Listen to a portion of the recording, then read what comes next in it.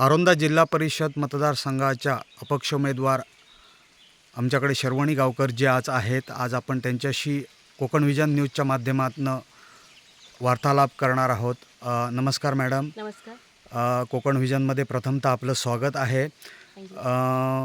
खरं सांगायचं तर आज तुम्ही कुठपर्यंत तुमचा कुठचा टप्पा कशा पद्धतीने तुम्ही केलेला आहे पूर्ण प्रचाराचा? नाणोस, तिरोडा, सातारडा आणि आसकिनळे गावाचा संपूर्ण आम्ही प्रचार पूर्ण केला आहे. औंढा अर्ध झालेले आहे, आता संध्याकाळी अर्ध आहे.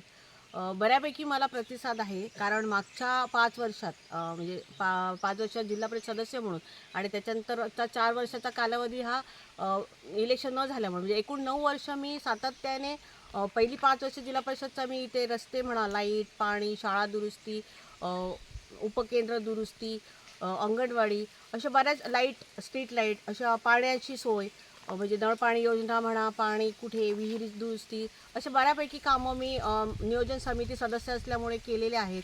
त्याच्यानंतर महिला बालकल्याण सभापती झाल्यानंतर आणि त्या 5 वर्षात मी वैयक्तिक लाभ, जे ताडपत्री असतील, ग्रास कटर, डिझेल इंजिन, नंतर सिलाई मशीन, घरघंटी, अशा प्रकारच्या वस्तूने वैयक्तिक लाभ मी गोरगरिबांपर्यंत पोचवलेले आहेत. आणि मेन म्हणजे सर्वात महत्त्वाचा दुवा असतो तो लोकांशी असलेलं एक अतूट नातं, म्हणजे आरोग्याच्या समस्या असू दे, पोलीस स्टेशनच्या समस्या असू दे, रेशन कार्डच्या समस्या असू दे, त्या आम्ही पूर्ण करून लोकांच्या म्हणजे सामान्य लोकांपर्यंत आजपर्यंत म्हणजे जरी 5 वर्ष आमची गेली तरी पुढची 4 वर्ष आम्ही काम करत राहिलो आहे, ग्राउंडवर राहिलो आहे, लोकांच्या मध्ये राहिलो आहे. त्याच्यामुळे ह्या लोकांच्या आणि माझ्या कार्यकर्ते आणि माझ्या टीमच्या ऋणानुबंधामुळे, कारण आज आम्हाला आमचा हा जिल्हा परिषद औंढा मतदारसंघ हा भाजपाचा बालेकिल्ला आहे, तरीसुद्धा युतीला सोडल्यामुळे आमचे हे जे आमच्या 9 गावापैकी 7 ग्रामपंचायती आमच्या भाजपच्या आहेत, पूर्ण आमची ग्रामपंचायत सदस्य भाजपच्या आहेत.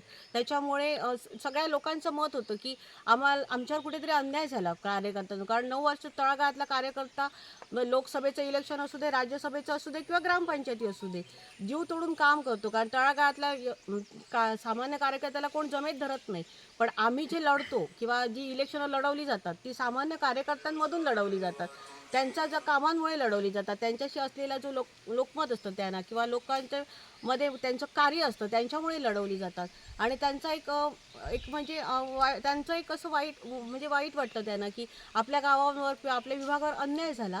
त्याच्यामुळे त्यांनी सांगितलं की नाही वहिनी, तुला लढावं लागेल, म्हणून मला ह्या रिंगणात उतरावं लागेल. समाजातील एक प्रश्न आपल्याला विचारतो. आता बालकल्याण विभागाचा तुम्ही काम केलेले आहात, पण आता वाढती बालगुन्हेगारी जी आता कुठेतरी फोफावते आहे, त्याबद्दल तुम्ही काय सांगाल? त्याला तुम्ही भविष्यात आळा कसा घालण्याचा प्रयत्न करा? आम्ही त्याच्यावर 2 वर्ष आता हे प्रयत्न करतो की बाल संस्कार वर्ग शाळेतून घेणं, पालकांमध्ये जाऊन पालकांच्या मीटिंग घेऊन त्यांना समजावणं की आत्ता म्हणजे मोबाईलचा जो दुरुपयोग आहे, इंटरनेट जेवढा चांगला आहे त्याचे वाईट परिणाम पण काय आहेत हे आम्ही समजावतोय. आणि ह्याच्यावर आमचं काम चालू आहे, कारण कुठेतरी हे थांबणं गरजेचं आहे. त्याच्यासाठी बाल संस्कार वर्ग असणं गरजेचं आहे.